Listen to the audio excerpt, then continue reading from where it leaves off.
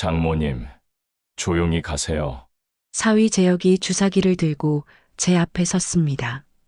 저는 소파에 앉아 뒤로 물러났습니다. 재혁아, 너 지금 뭐 하는 거야? 제 목소리가 떨렸습니다.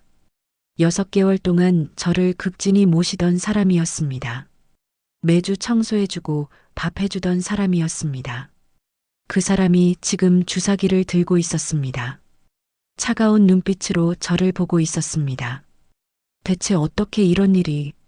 저는 정신이 없었습니다.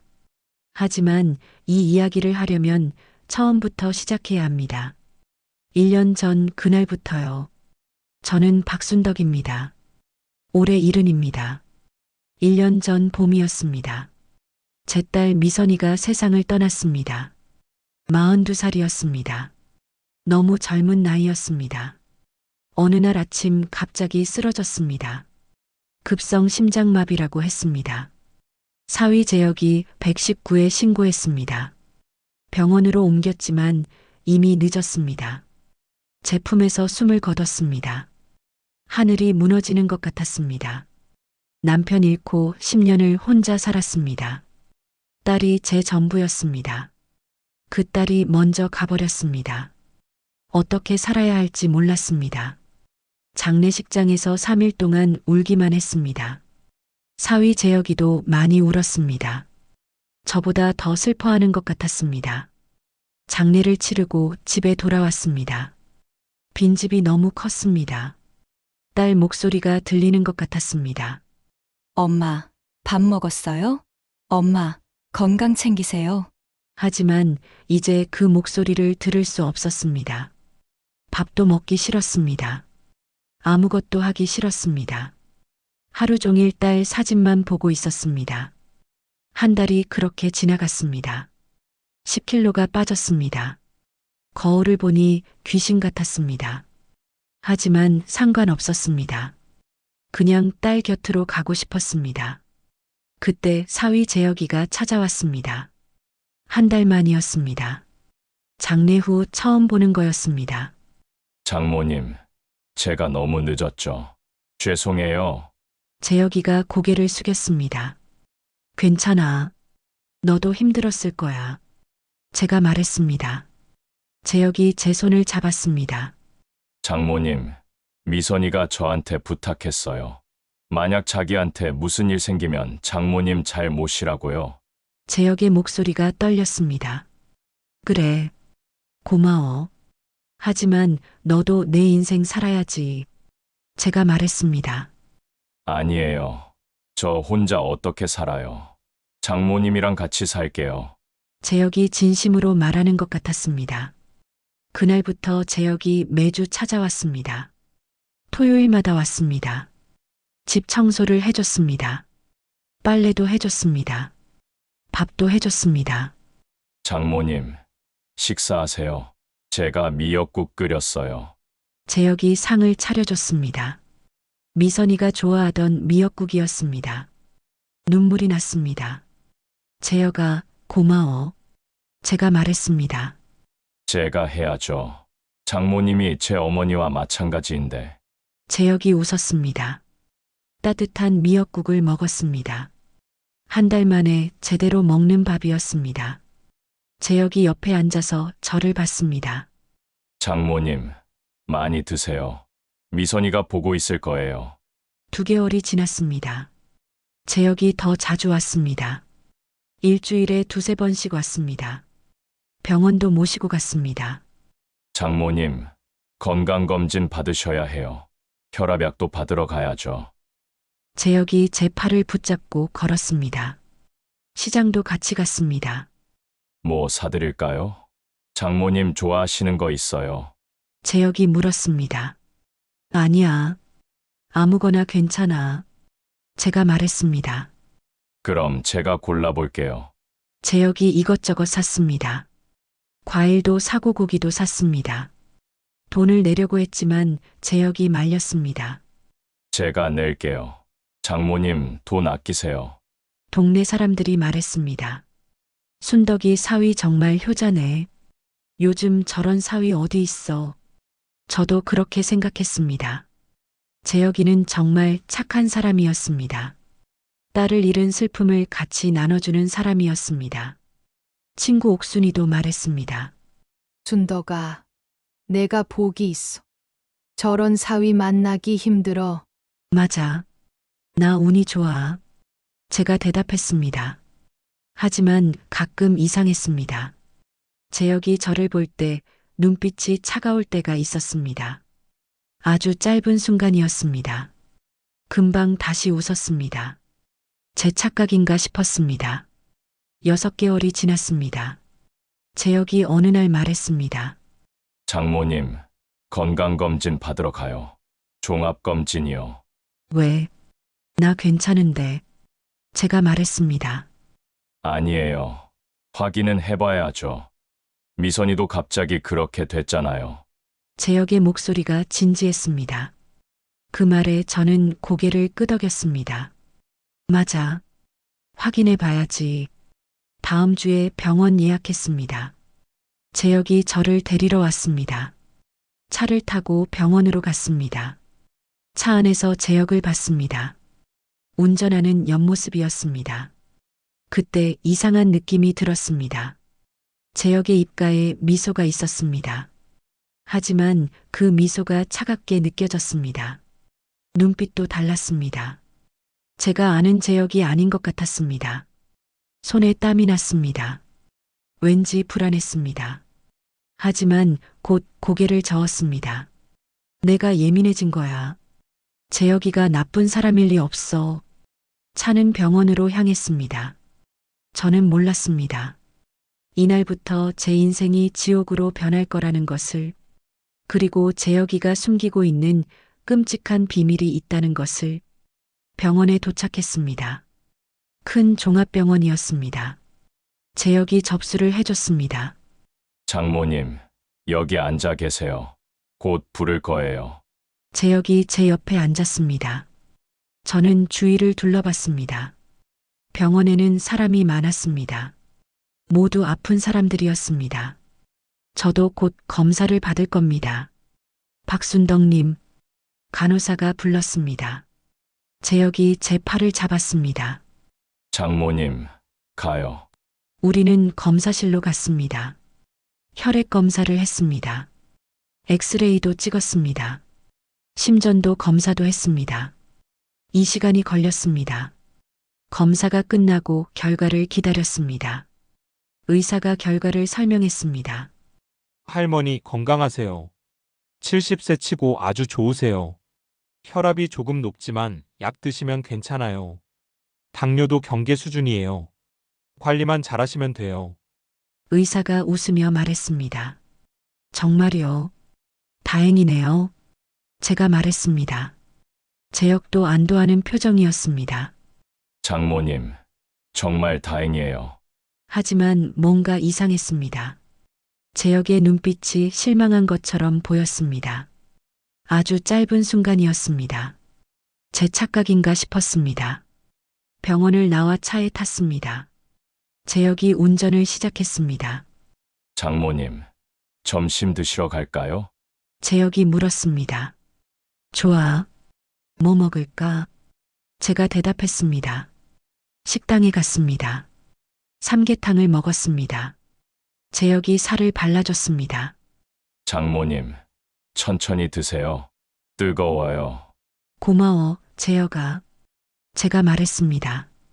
밥을 먹는데 재혁이 말을 꺼냈습니다. 장모님, 오늘 검사 결과 좋았죠? 응, 다행이야. 제가 대답했습니다. 그런데 말이에요. 건강할 때 보험 하나 들어두시는 게 어때요? 보험. 제가 고개를 들었습니다. 네. 만약을 위해서요. 미선이도 갑자기 그렇게 됐잖아요. 재혁의 목소리가 조심스러웠습니다.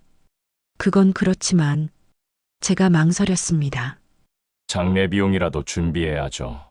나중에 제가 부담되잖아요. 재혁이 말했습니다. 저는 미안했습니다. 맞는 말이었습니다. 나중에 재혁한테 짐이 될 수 없었습니다. 그래, 알아봐 볼까? 제가 말했습니다. 재혁의 얼굴이 밝아졌습니다. 제가 아는 보험 설계사 있어요. 좋은 분이에요. 소개시켜 드릴게요. 다음 주에 만나보시겠어요? 재혁이 물었습니다. 그래, 만나보자. 저는 고개를 끄덕였습니다. 재혁이 환하게 웃었습니다. 하지만 그 미소가 왠지 어색했습니다. 제 기분 탓인가 싶었습니다. 일주일 후였습니다. 재혁이 보험 설계사를 데리고 왔습니다. 30대 여자였습니다. 이름은 최지영이었습니다. 안녕하세요, 할머니. 저는 최지영이라고 해요. 지영이 악수를 청했습니다. 반가워요. 제가 손을 잡았습니다. 우리는 거실에 앉았습니다. 지영이 서류를 꺼냈습니다. 할머니, 이게 생명보험이에요. 만약 돌아가시면 보험금이 나와요. 그럼 장례 비용 걱정 없으시죠? 지영이 설명했습니다. 보험금이 얼마나 나오는데요? 제가 물었습니다. 5억입니다. 지영이 대답했습니다. 5억. 너무 많은 것 같은데요. 제가 말했습니다. 아니에요. 요즘 장례 비용 많이 들어요. 그리고 남은 돈은 사위분께 드리면 되잖아요. 지영이 말했습니다. 재혁이 옆에서 말했습니다. 장모님, 저 때문에 하시는 거예요. 제가 편하자고요. 재혁의 목소리가 진지했습니다. 월 보험료는 얼마예요? 제가 물었습니다. 50만 원입니다. 지영이 대답했습니다. 50만 원. 너무 비싼 것 같은데. 제가 말했습니다. 제가 낼게요. 장모님. 재혁이 말했습니다. 내가 왜 내? 제가 물었습니다. 제가 내야죠. 장모님, 돈 아끼세요. 재혁이 웃었습니다. 저는 망설였습니다. 재혁이 제 손을 잡았습니다. 장모님, 해주세요. 제 마음 편하게요. 저는 결국 고개를 끄덕였습니다. 알았어. 아직. 지영이 서류를 내밀었습니다. 여기 서명해 주세요. 저는 서류를 봤습니다. 복잡한 내용이었습니다. 잘 이해가 안 됐습니다. 하지만 재혁이 옆에 있었습니다. 재혁을 믿었습니다. 저는 서명했습니다. 수익자란에는 김재혁이라고 적혀 있었습니다. 지영이 서류를 챙겼습니다. 감사합니다, 할머니. 좋은 선택하셨어요. 지영이 떠났습니다. 재혁도 곧 떠났습니다. 장모님, 편히 쉬세요. 다음 주에 또 올게요. 재혁이 웃으며 나갔습니다. 그날 밤 잠이 안 왔습니다. 뭔가 찝찝했습니다. 5억이 너무 큰 돈 같았습니다. 하지만 재혁이 보험료를 낸다고 했습니다. 제가 손해볼 건 없었습니다. 그냥 자식 편하게 해주는 거라고 생각했습니다. 다음 날 아침 재혁한테서 문자가 왔습니다. 장모님, 보험료 첫 달 이체했어요. 잘 먹고 건강하세요. 저는 답장을 보냈습니다. 고마워, 재혁아. 내 덕분에 마음 편해. 재혁이 바로 답장했습니다. 제가 해야죠. 건강하세요. 장모님. 2주가 지났습니다. 재혁이 더 자주 찾아왔습니다. 거의 매일 왔습니다. 약을 사왔습니다. 장모님, 이거 드세요. 병원에서 처방받은 혈압약이에요. 고마워. 제가 받았습니다. 그리고 이건 당뇨약이에요. 검사에서 경계 수준이라고 했잖아요. 미리 드시는 게 좋대요. 재혁이 또 다른 약을 줬습니다. 아, 그래. 고마워. 제가 받았습니다. 그리고 이건 영양제예요. 종합 비타민이요. 재혁이 마지막 병을 줬습니다. 이건 약국 것 같았습니다. 이렇게 많이. 제가 말했습니다. 장모님 건강이 제일 중요하잖아요. 꼭 드세요. 재혁이 진지하게 말했습니다. 재혁이 직접 물을 떠다 줬습니다. 지금 드세요. 제가 보는 앞에서요. 재혁이 웃었습니다. 저는 약을 먹었습니다. 3알이나 됐습니다. 재혁이 만족한 표정을 지었습니다. 잘하셨어요. 매일 아침 저녁으로 드세요. 약속하세요. 알았어. 매일 먹을게. 제가 약속했습니다. 재혁이 환하게 웃었습니다. 하지만 눈은 웃지 않았습니다. 뭔가 이상했습니다. 하지만 말하지 못했습니다. 병원 약이라고 했으니까요. 의사가 처방한 거라고 했으니까요. 일주일이 지났습니다. 제 몸이 이상해졌습니다. 자꾸 졸렸습니다. 하루 종일 피곤했습니다. 어지럽기도 했습니다. 가슴도 답답했습니다. 친구 옥순이 집에 왔습니다. 준덕아, 얼굴이 왜 그래? 안색이 안 좋아. 옥순이 걱정했습니다. 나이 먹으니까 그래. 괜찮아. 제가 말했습니다. 병원 가봐. 뭔가 이상해. 옥순이 제 손을 잡았습니다. 괜찮다니까. 재혁이가 약도 사다 주고 잘 챙겨줘. 제가 말했습니다. 옥순의 표정이 굳었습니다. 약 뭔데? 혈압약이랑 당뇨약. 병원에서 처방받은 거래. 제가 대답했습니다. 처방전 있어? 옥순이 물었습니다. 잠깐만. 저는 약봉투를 가져왔습니다. 옥순이 봉투를 들여다봤습니다. 준덕아, 처방전이 없네. 약국에서 그냥 주는 약은 처방전이 있어야 하는데. 옥순이 말했습니다. 그래. 제가 약병을 다시 봤습니다. 정말 아무것도 쓰여 있지 않았습니다. 혹시 가짜 아니야? 옥순이 속삭였습니다. 설마, 재혁이가 주는 건데. 제가 말했습니다. 하지만 옥순의 말이 신경 쓰였습니다. 준덕아, 제대로 한번 확인해봐. 옥순이 제 손을 잡았습니다. 그날 밤 잠이 오지 않았습니다. 약병을 계속 봤습니다. 정말 이상했습니다. 약 이름도 쓰여 있지 않고 성분 표시도 제대로 안 되어 있었습니다. 불안감이 점점 커졌습니다. 그날 밤 잠이 오지 않았습니다. 옥순이 말이 계속 떠올랐습니다. 처방전이 없다고. 저는 침대에서 일어났습니다. 거실로 나갔습니다. 재혁이 준 약봉투를 꺼냈습니다. 약병 3개가 있었습니다. 하나씩 들여다봤습니다. 약병에는 아무것도 적혀 있지 않았습니다. 약국 스티커도 없었습니다. 약 이름도 없었습니다. 그냥 투명한 플라스틱 병이었습니다. 뚜껑을 열었습니다. 알약을 꺼내봤습니다. 흰색 알약이었습니다. 냄새를 맡아봤습니다. 약 냄새가 났습니다. 하지만 뭔지는 모르겠습니다. 다른 약병도 열어봤습니다. 역시 아무 표시가 없었습니다. 이상했습니다. 병원 약이라면 약봉투에 처방전이 있어야 했습니다. 약병에도 스티커가 붙어 있어야 했습니다. 하지만 아무것도 없었습니다. 그냥 빈 병에 알약만 들어 있었습니다. 가슴이 두근거렸습니다. 재혁이 거짓말을 한 걸까요? 이게 정말 병원 약이 맞을까요? 저는 약병들을 다시 봉투에 넣었습니다. 내일 확인해 봐야겠다고 생각했습니다. 하지만 어디서 확인하죠? 약국에 가봐야 할까요? 아니면 경찰서로 바로 갈까요? 밤새 고민했습니다. 다음 날 아침이었습니다. 저는 결심했습니다. 먼저 딸 방을 정리하기로 했습니다. 뭔가 단서가 있을 것 같았습니다. 미선이 방으로 갔습니다. 1년 동안 정리하지 못한 방이었습니다. 문을 열었습니다. 딸 냄새가 났습니다. 눈물이 났습니다. 하지만 참았습니다. 옷장을 열었습니다. 옷들이 그대로 걸려 있었습니다. 하나씩 꺼냈습니다. 서랍도 열었습니다.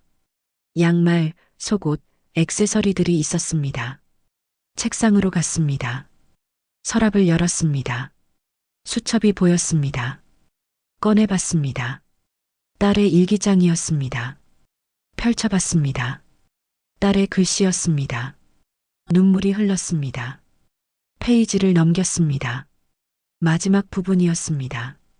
날짜는 사망 한 달 전이었습니다. 재혁이 이상해. 요즘 자꾸 보험 얘기를 해.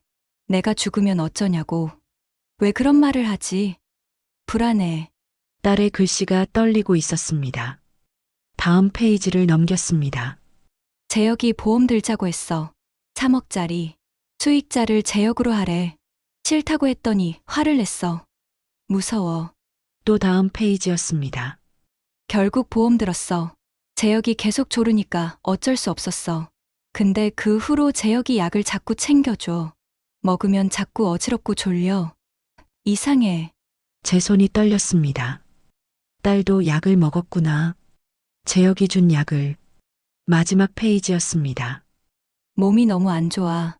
가슴도 답답하고 숨도 차. 병원 가야 하는데 힘이 없어. 재혁이 주는 약이 의심스러워.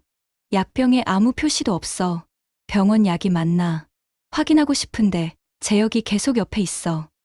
무섭다. 일기는 거기서 끝났습니다. 일주일 후 딸은 사망했습니다. 저는 일기장을 꽉 쥐었습니다. 딸이 알고 있었구나. 의심하고 있었구나. 하지만 말하지 못했구나. 서랍을 더 뒤졌습니다. 깊숙이 손을 넣었습니다. 뭔가 만져졌습니다. 서류였습니다. 꺼내봤습니다. 생명보험 계약서였습니다. 피보험자 박미선, 보험금 3억, 수익자 김재혁. 계약일은 사망 2개월 전이었습니다. 딸이 결국 들었구나. 그 아래 또 다른 서류가 있었습니다. 꺼냈습니다. 이수정이라는 이름이 보였습니다. 재혁의 전처였습니다. 생명보험 계약서였습니다. 보험금 3억, 수익자 김재혁. 사망일은 3년 전이었습니다. 왜 딸이 이걸 가지고 있었을까요? 서류 뒷면을 봤습니다. 딸의 필기가 있었습니다. 수정 언니도 같은 보험. 2개월 후 사망. 차인 심장마비. 나도 같은 보험. 같은 증상. 혹시 재혁이가? 딸의 필기 옆에 또 다른 메모가 있었습니다. 약병 확인 필요. 표시 없음. 병원 약 아닐 수도. 약국 가야 함. 하지만 딸은 약국에 가지 못했습니다. 그리고 일주일 후 죽었습니다. 저는 주저앉았습니다. 딸이 알아차렸구나. 너무 늦게. 몸이 이미 약해진 후에. 그래서 약국도 가지 못하고 죽은 겁니다. 눈물이 멈추지 않았습니다. 우리 미선이가 얼마나 무서웠을까요? 얼마나 외로웠을까요?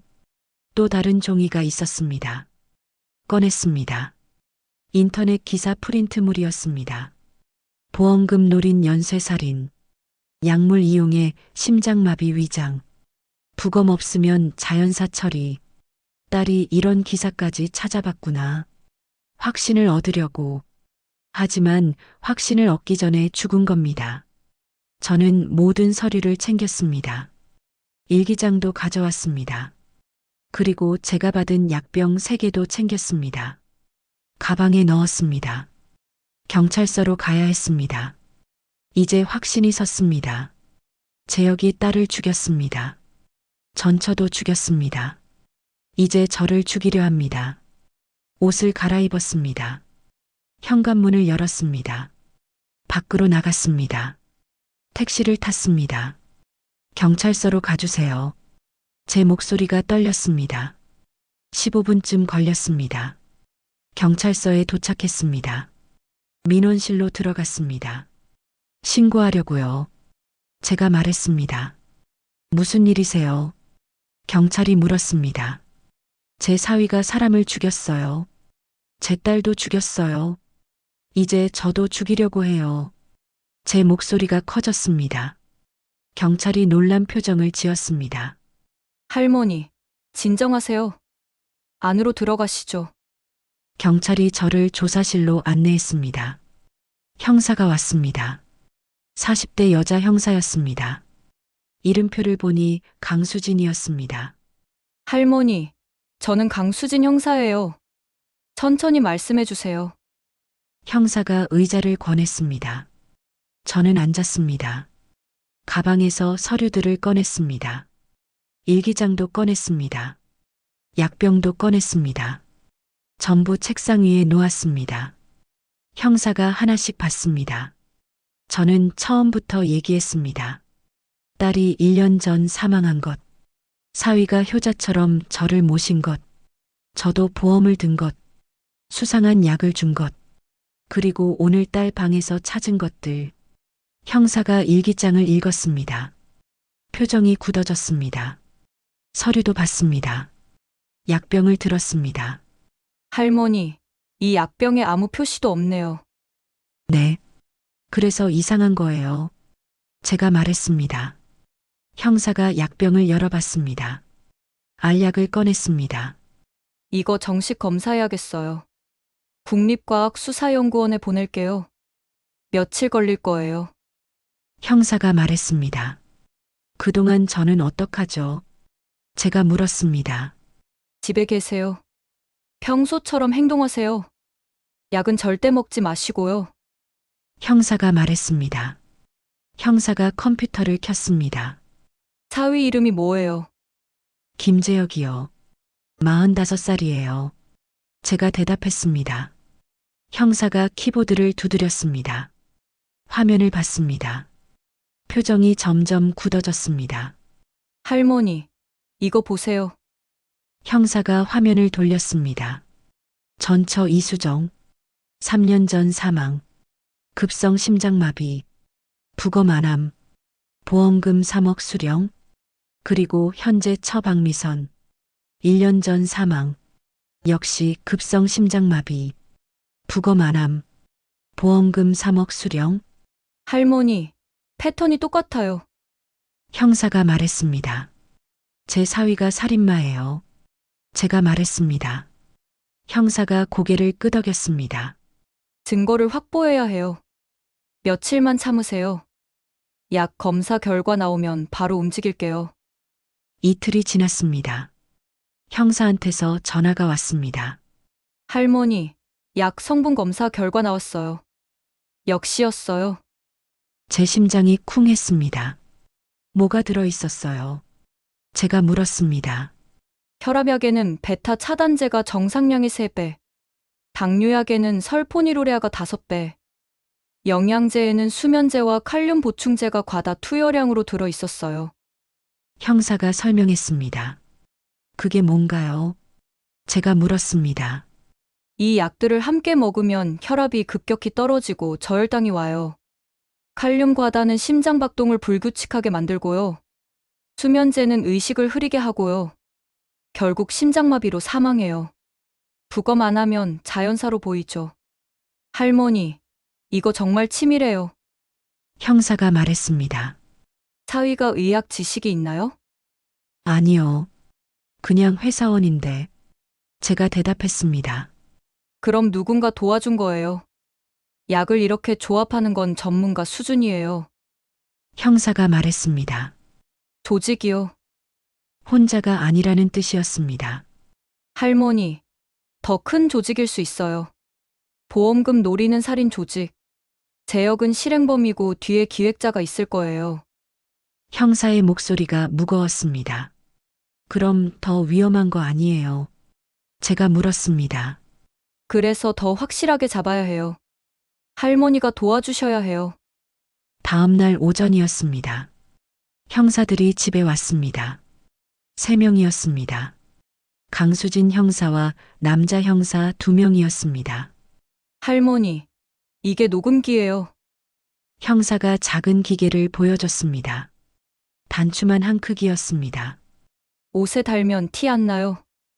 형사가 제 옷에 녹음기를 달았습니다. 정말 보이지 않았습니다. 할머니, 사위한테 전화하세요.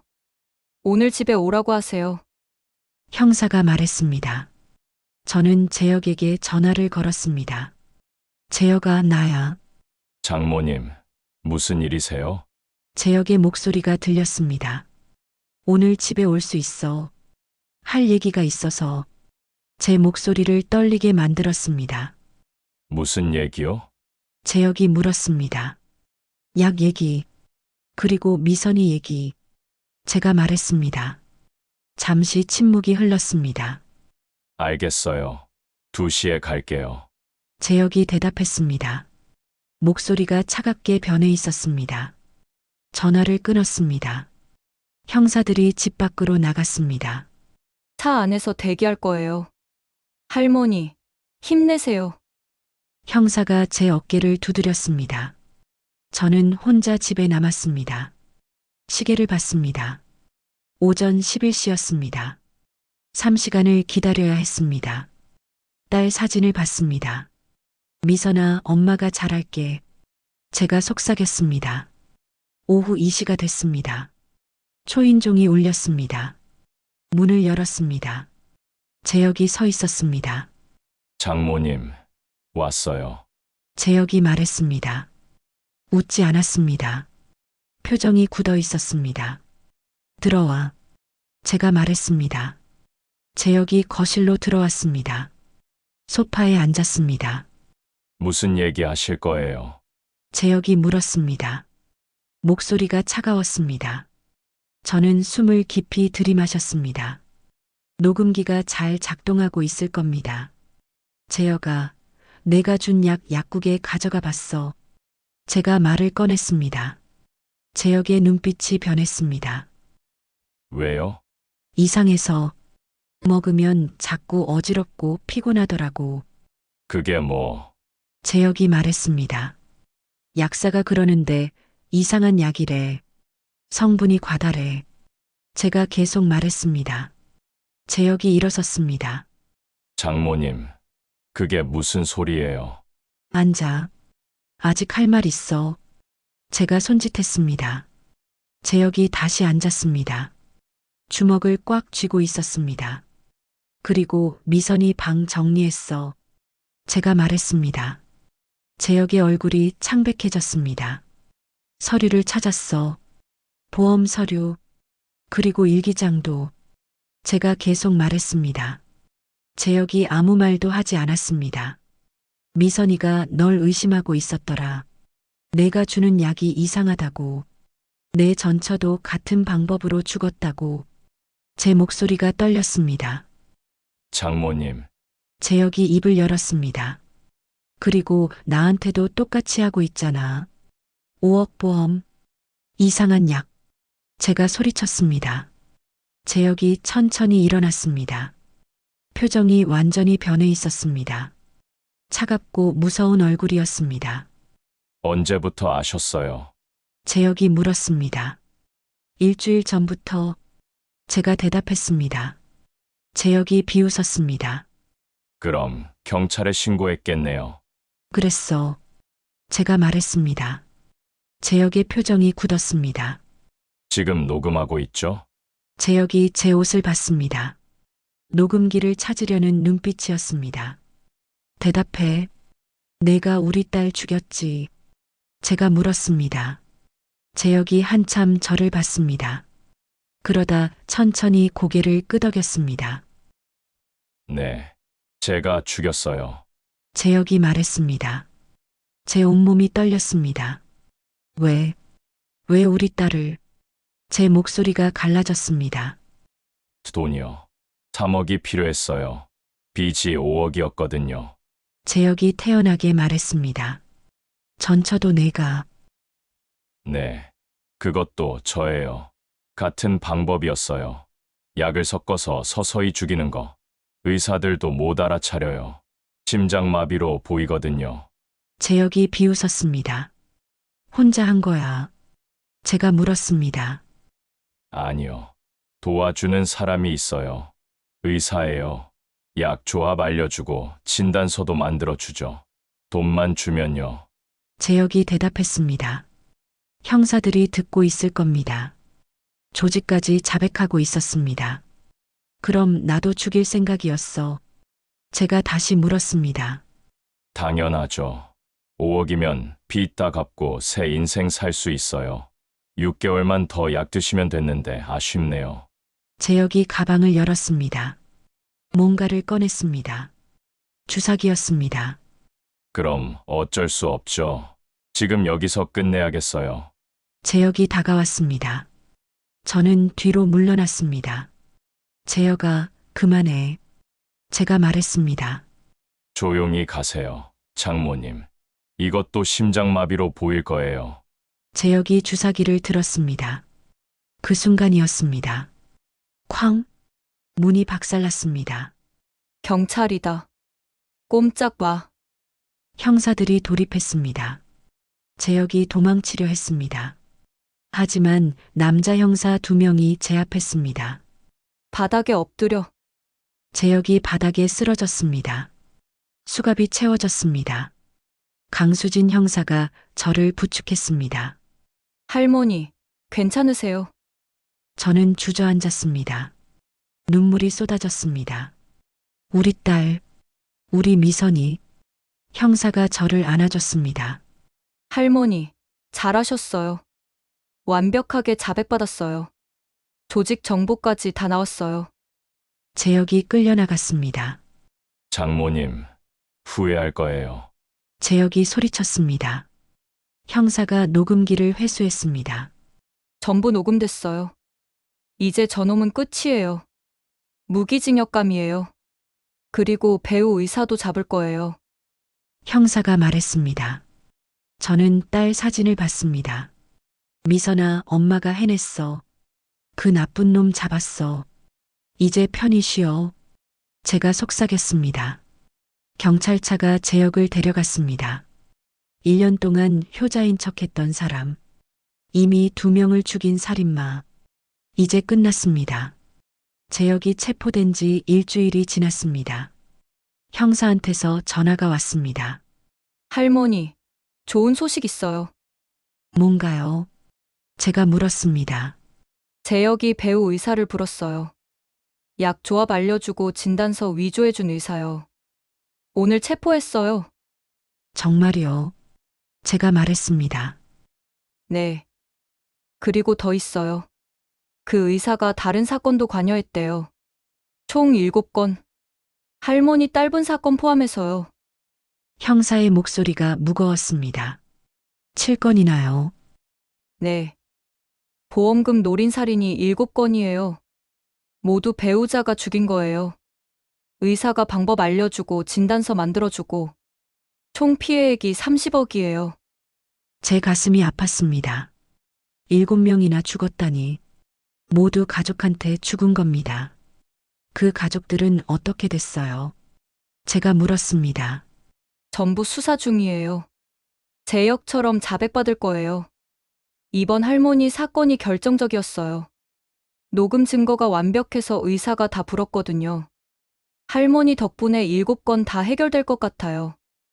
형사가 말했습니다. 저는 복잡한 심정이었습니다. 다행이기도 하고 슬프기도 했습니다. 7명의 희생자. 그중 1명이 제 딸이었습니다. 한 달 후 법정이었습니다. 재판이 시작됐습니다. 김재혁이 피고석에 앉았습니다. 수갑을 차고 있었습니다. 저는 방청석에 앉아서 그를 봤습니다. 재혁이 저를 봤습니다. 고개를 숙였습니다. 하지만 저는 외면했습니다. 검사가 기소장을 읽었습니다. 피고인 김재혁은 2020년 전처 이수정을 약물로 살해했습니다. 보험금 3억을 수령했습니다. 2024년 초 박미선을 같은 방법으로 살해했습니다. 역시 보험금 3억을 수령했습니다. 그리고 2025년 장모 박순덕을 살해하려 했습니다. 목표 보험금은 5억이었습니다. 방청석이 웅성거렸습니다. 검사가 계속 말했습니다. 피고인은 공범 의사 정민우와 함께 치밀하게 범행을 계획했습니다. 약물을 혼합해 심장마비로 위장했습니다. 부검을 피하고 진단서를 위조했습니다. 완전 범죄를 시도했으나 피해자 박순덕의 용기로 검거됐습니다. 검사가 저를 봤습니다. 저는 고개를 끄덕였습니다. 재혁의 변호사가 일어났습니다. 피고인은 깊이 반성하고 있습니다. 경제적 어려움 때문에 어쩔 수 없었습니다. 선처를 부탁드립니다. 변호사가 말했습니다. 저는 화가 났습니다. 어쩔 수 없었다니.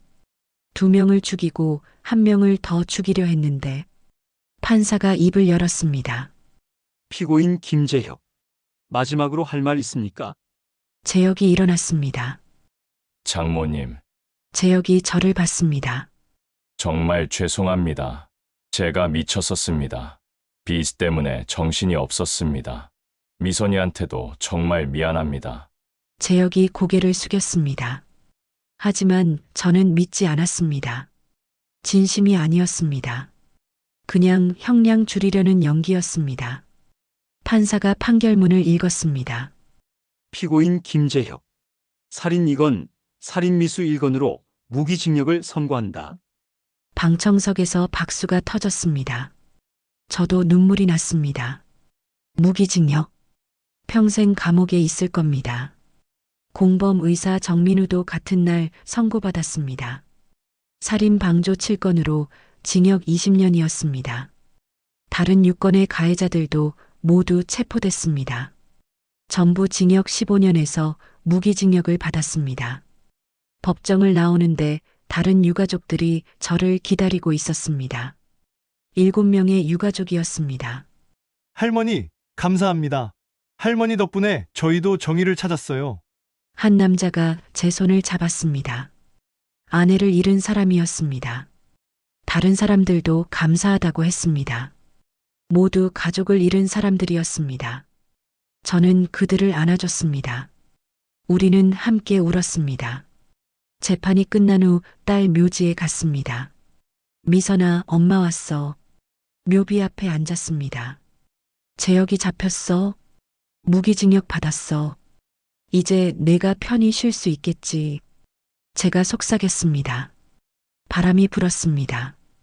딸이 대답하는 것 같았습니다. 고마워요, 엄마. 수고했어요. 저는 웃으며 울었습니다. 미선아, 사랑해. 꽃을 놓고 일어났습니다. 하늘을 봤습니다. 파란 하늘이었습니다. 구름이 흘러갔습니다. 평화로웠습니다. 1년이 지났습니다. 저는 여전히 혼자 살고 있습니다. 하지만 외롭지 않습니다. 친구 옥순이 자주 놉니다. 다른 유가족들도 가끔 만납니다. 우리는 서로를 위로합니다. 함께 밥도 먹고 차도 마십니다. 슬픔을 나눕니다. 뉴스에도 나왔습니다. 용감한 할머니라고 불렀습니다. 보험금 살인 조직을 무너뜨린 할머니. 하지만 저는 영웅이 아닙니다. 그냥 딸을 사랑한 엄마일 뿐입니다. 가끔 재혁 생각이 납니다. 1년 동안 효자처럼 저를 모시던 모습. 하지만 그건 전부 거짓이었습니다. 저를 죽이기 위한 연기였습니다. 요즘 경찰에서 강의 요청이 옵니다. 노인 대상 범죄 예방 강의였습니다. 저는 제 이야기를 합니다. 가족이라고 무조건 믿지 마세요. 이상한 점이 있으면 확인하세요. 약은 함부로 먹지 마세요. 보험 가입할 때 수익자 잘 확인하세요. 의심스러우면 경찰에 신고하세요. 사람들이 제 이야기를 듣습니다. 고개를 끄덕입니다. 눈물을 흘리기도 합니다. 저는 말합니다. 나이가 들었다고 포기하지 마세요. 70살에도 악당과 싸워 이길 수 있어요. 용기만 있으면 됩니다. 오늘도 딸 사진을 봅니다. 예쁜 미소를 짓고 있습니다. 딸아, 엄마는 잘 지내고 있어. 너 걱정 마. 엄마가 너를 위해 싸웠잖아. 이겼잖아. 자랑스럽지. 저는 딸에게 말합니다. 딸도 자랑스러워 할 겁니다. 창밖을 봅니다. 해가 지고 있습니다. 노을이 아름답습니다. 내일도 해가 뜰 겁니다. 저는 계속 살아갈 겁니다. 딸을 기억하며, 그리고 다른 사람들을 도우며. 여러분, 오늘 이야기 어떠셨나요? 가족이라도 조심하세요. 의심스러우면 확인하세요. 혼자 고민하지 말고 경찰에 신고하세요. 용기를 내세요. 나이는 숫자일 뿐입니다. 저는 박순덕입니다. 들어주셔서 감사합니다. 건강하세요.